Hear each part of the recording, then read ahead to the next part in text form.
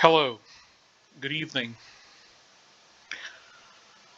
So, as I'm consulting the news this evening, of course, about Ukraine, and I've entered only three keywords in the search: Ukraine, NATO, and Russia. NATO, by the way, is North Atlantic Treaty Organization. So, I've selected a few articles. This feed is getting updated very frequently. And of course, as new news keeps pouring in and new opinions keep pouring in, the feed will continue to be updated. So what I've done is I have selected 1, 2, 3, 4, 5, 6, 7, 8, 9 articles. Out of those 9, I will be reading in depth just a few, and the links for the rest would be in the video description. In fact, one of the articles even gives updates. This one, the last one. So there's no possible way that I will be reading this all the way through because the updates keep coming in. But what I will do is begin with this article. This is from the Times of India, an old and very popular publication. This is the publication which puts out newspapers that people used to read at home. Some still do, but most of it, like other news publications, has gone online. One of the major ones in India. So this is an article that I wish to read. Let's see. It's not very long, and this is with inputs from other news agencies. So this is one I believe should be read all the way through. Let's do that. New Delhi. Russia has launched an all-out invasion of Ukraine by land, air, and sea, in what is being seen as the biggest attack by one state against another in Europe since World War II. Russian President Vladimir Putin, who denied for months that he was planning an invasion, has declared in a televised address that he had ordered a special military operation to protect people, including Russian citizens who had been subjected to genocide in Ukraine. Excuse me. The West has long described the accusation as absurd propaganda. What's the issue between Russia and Ukraine? This is where most people, including myself, will get the background.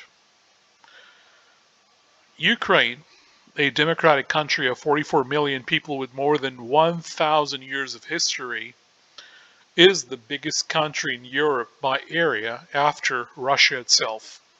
It voted overwhelmingly for independence from Moscow after the fall of the Soviet Union and says it aims to join NATO and the European Union. So NATO is linked. And okay, so this is what it is. It's a link to the page where you have all the updates about NATO. Well, since I opened the page, I'll put this link also in the video description. So it said here, it aims to join NATO and the European Union. Sorry, I shouldn't have interrupted the reading, but it happens. Putin, meanwhile, has called Ukraine an artificial creation carved from Russia by enemies, a characterization Ukrainians call shocking and false. The Russian president has also claimed that Ukraine is a puppet of the West and was never a proper state anyway. Putin has demanded guarantees from the West and Ukraine that it will not join NATO, a defensive alliance of 30 countries. He also wants Ukraine to be demilitarized and become a neutral state. But in January last year, Ukrainian President Volodymyr Zelenskyy urged US President Joe Biden to let Ukraine join NATO. This greatly irked Russia, as it does not want Ukraine to move towards European institutions such as NATO and the EU. I think in the article, in every place they say NATO, they should use capital letters because it's an acronym. It should be capital N, capital A, capital T, and capital O, just like in EU. So, not a big deal. Those who are familiar should understand, but those who don't, then it would be misleading. But why do Russia, US, and Europe care so much about Ukraine? Both Russia and the West see Ukraine as a potential buffer against each other. Russia considers Ukraine with its natural sphere of influence. Most of it was for centuries part of the Russian Empire. Many Ukrainians are native Russian speakers, and the country was part of the Soviet Union until winning independence in 1991. Russia was unnerved when an uprising in 2014 replaced Ukraine's Russia-friendly president with an unequivocally Western-facing government. Most former Soviet republics and allies in Europe had already joined the European Union or NATO. Ukraine's lurch away from Russian influence felt like the final death knell for Russian power in Eastern Europe. The uprising in 2014. When Ukraine's Moscow-friendly president was driven from office by mass protests in February 2014, Russia had responded by annexing Ukraine's Crimean Peninsula. It then threw its weight behind an insurgency in the mostly Russian-speaking eastern Ukraine region known as Donbass. In April 2014, Russia-backed rebels seized government buildings in the Donetsk and Luhansk regions, proclaimed the creation of People's Republics, and battled Ukrainian troops and volunteer battalions. The following month, the separatist regions held a popular vote to declare independence and make a bid to become part of Russia. Moscow hasn't accepted the motion. Just use the regions as a tool to keep Ukraine in its orbit and prevent it from joining NATO. North Atlantic Treaty. North Atlantic Treaty Organization, as I mentioned earlier. Correctly, it's mentioned with the capital letters here. Ukraine and the West accused Russia of backing the rebels with troops and weapons. Moscow denied that, saying any Russians who fought there were volunteers. Amid ferocious battles involving tanks, heavy artillery, and warplanes, Malaysia Airlines Flight 17 was shot down over eastern Ukraine on July 17, 2014, killing all 298 people aboard.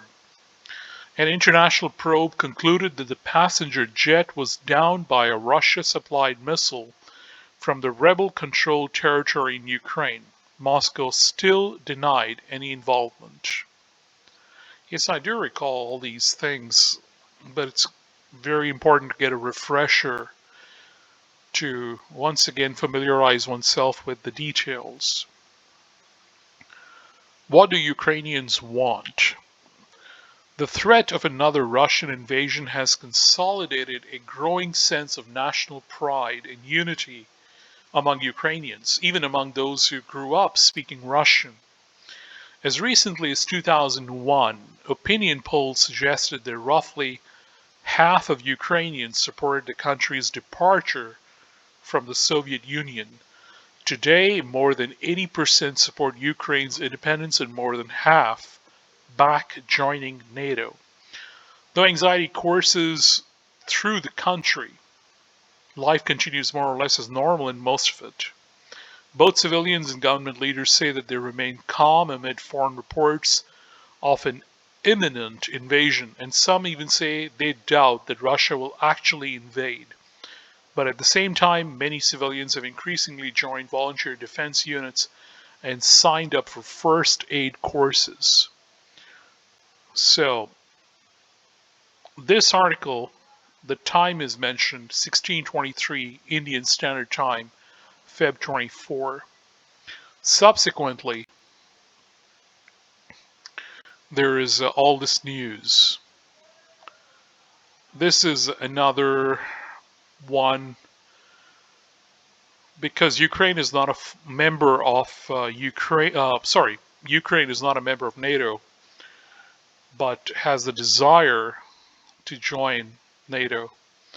So this portion would be good to read.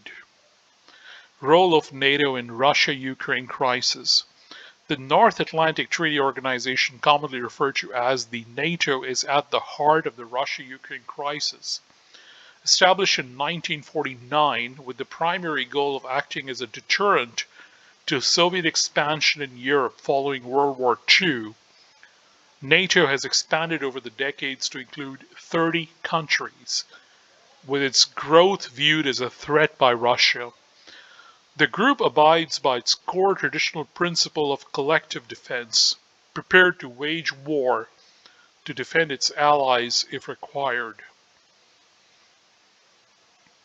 While Ukraine is not a member of NATO, since 2008 it has been a partner country, which comes with an underlying understanding that it may be allowed to join the alliance in the future.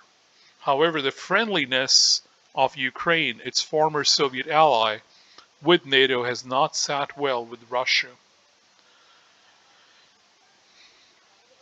Putin sought assurances from Western powers that this will not occur, and as an arm-twisting tactic, amassed troops at the country's borders over weeks in 2022 to pressurize Western nations to not allow Ukraine in the organization. As bilateral tensions between Kyiv and Moscow soared, NATO alliance forces were put on standby, and allies sent additional ships and fighter jets to NATO deployments in Eastern Europe in deterrence to Russia. The organization has pledged to stop Moscow from imposing a puppet regime in Ukraine and vowed to not take this aggression lying down. However, to what extent can NATO defend Ukraine? Can NATO attack Russia? The big question. Excuse me. So far, NATO nations have extended extensive support on ground largely through troops, military equipment, and military aid packages. Canada has pledged $340 million in immediate assistance to Ukraine, as well as the extension and expansion of Operation Unifier, the military training and capacity building mission of the Canadian Armed Forces in Ukraine. Denmark sent a frigate to the Baltic Sea and 4 F-16 fighter jets to Lithuania. Spain is deploying ships to NATO's naval forces, while Estonia is supplying Ukraine with Javelin anti-tank missiles. So, I'll be leaving the link to this in the video description. Grave breach of international law, NATO emergency session as Russia attacks Ukraine. Just came out 2 hours ago through the Associated Press. What do I want to look at here? Just this part. We stand with the people of Ukraine at this terrible time. NATO will do all it takes to protect and defend all allies, Stoltenberg said. The countries closest to the conflict, Estonia, Latvia, Lithuania, and Poland, have triggered rare consultations under Article 4 of NATO's founding treaty, which can be launched when the territorial integrity, political independence, or security of any of the NATO parties is threatened.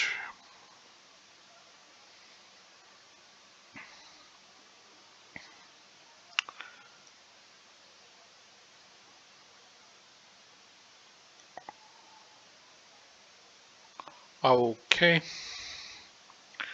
This came from Al Jazeera less than an hour ago, 53 minutes ago. Ukraine cuts diplomatic ties with Russia after invasion. There is an embedded video of just over 6 minutes. Zelensky's decision came hours after Putin launched an all-out offensive that included an air assault and ground invasions along Ukraine's northern and southern frontiers. The attacks began after Putin said in a televised address he had approved a special military operation. Ukraine, not a real country. How Putin is trying to revive Russian Empire with latest attacks. I want to read this a little more.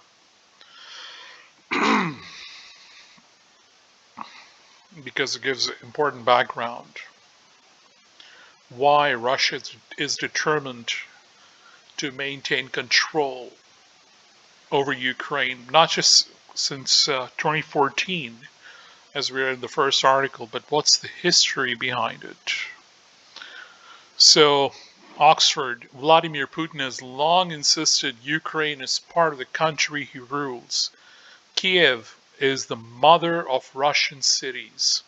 Ancient Rus is our common source, and we cannot live without each other, he wrote in March 2014, a few days before completing the annexation of Crimea. The Russian president returned to this theme in an essay on the Kremlin's website in July 2020 when he wrote, "True sovereignty of Ukraine is possible only in partnership with Russia." 7 months later, Putin has doubled down on this idea in an hour-long and fairly wide-ranging speech in February 21. He repeated that Ukraine is not just a neighboring country for us, it is an inalienable part of our history, culture, and spiritual space.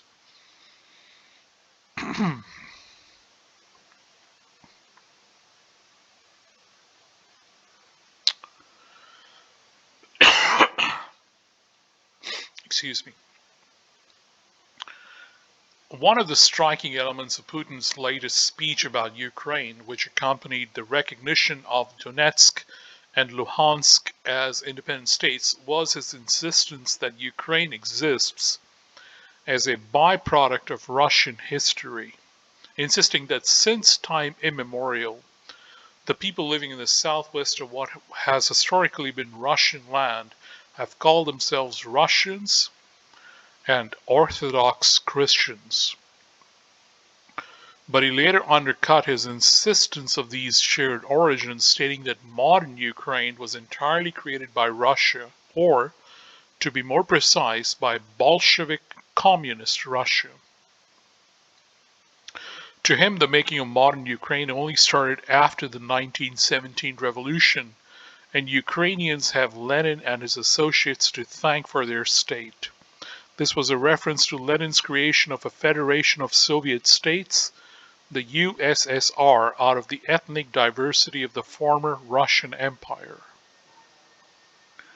In reality, Ukrainian aspirations for statehood predated revolution by at least 2 centuries, from the Ukrainian Hetmanate's 1710 Benderi constitution to the 1917 establishment of the West and Ukrainian People's Republics and appeals at the Paris Peace Conference for status, Ukrainians have continuously asserted themselves as a distinct people. So what we know is, at this point in time, majority of the Ukrainian people wish to be associated with the European Union, 80% or more of them, in view of what the future would be, most likely. They must have their own considerations, which I'm not aware of. This article will give you bullet points: war in Ukraine, China backs Russia, civilian flights cancelled, 12 key facts we need to know. So this article will tell you the statements coming from different countries through their chosen leaders.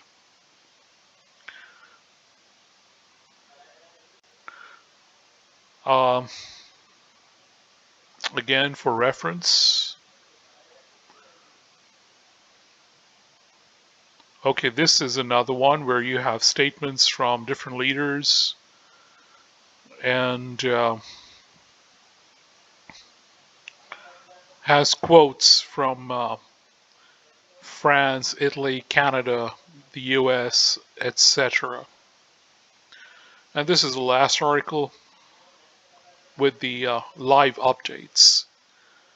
So this video is now just over 21 minutes. That's all the time I wanted to spend on this news. What I have not covered, obviously, is the economic impact in the short term and the long term, which could be a subject by itself, but how different countries would be impacted. Of course, the relation between Russia and EU would be one thing, but that is a separate subject to look into as far as the news is concerned. For now, I believe this is a sufficient consultation of this subject. It was good to get an idea of the background of what is happening and why it is happening.